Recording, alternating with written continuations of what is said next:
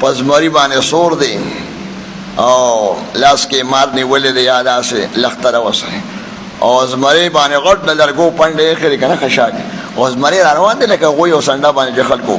یو لوی بزرګ دی ابوالحسن خرقاني رحمت الله علیه د هغه یو مرید و نو هغه له کور ته ملاقات له ورغی چې تنبی وډبوله که نه نو هغه کور کې نه و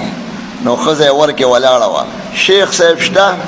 هغه ورته کوم شیخ و وی حضرت صاحب که نه پیر صاحب ته تاسو ته شیخ جوړ کړی دی ما ته معلوم دی زما نه تپوس وکړه پوهېږې سره راغلی دا که خلک وایي اصلاح له راغلی یم یاست پوهېږې دله سره راتلی او خاوند پسې چې څه خو غوسه به ونه تاسو ته دغه جوړ کړی دی ما ته معلوم دی او تاسو ولې ځای راځئ پېښه طالب هم چپ شو چې دا خو ډېره بیبي خو ډېره تېزه کوم خوا تللی و ته خشاک له تللی بار چته وره یې بند کړم چې دی داسې لاړه خفه و چې حضرت صاحب خو کور کې حالات ډېر خراب دي که نه بچل ته لاړه داسې ځنګل دی اوس هغه په زمري باندې سور دی او لاس کې مار نیولې دی یا داسې لښته راوستی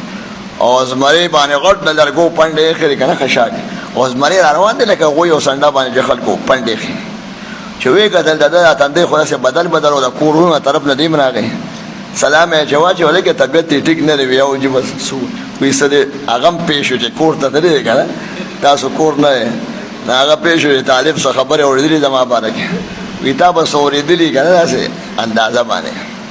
هغه وایي جا کور والا خو داسې خبرې وکړې ما ورته چې حضرت صاحب شو حضرت ورته کوئ پوهېږې که نه ما ته معلوم دی چې په څه کې دی نو دا خبرې ورته دغه کې وایي جي هغې خو داسې دغه خبرې وکړې زما طبیعت خراب شو وایي د دې ښځې د بد اخلاقۍ د برکته ما له خدای دا کرامتونه را کړي دي چې زه د سنډه او د اوښ په ځای په زمرو باندې سورېږم او زمري راته څه وایي نه دا د صحابي سره هم داسې شوي دا کرامت و لکه ظاهرا خو داسې نه کېږي خرق العادت دی نو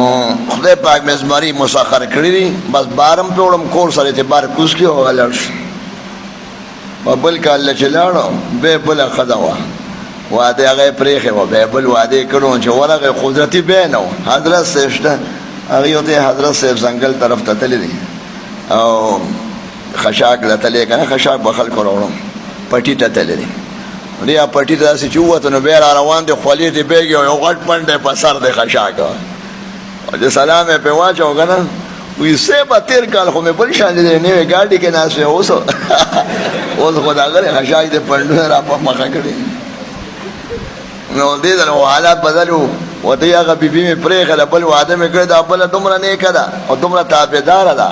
نو هغه مجاهدې خو نشته هغه صبر او مجاهده باندې خو بیا زیرې دي نو زما حالات کور ډېر ښه دي نو هغه برکات هغه شان نشته بیا دې سختو سره بیا ان مع العسر یسرا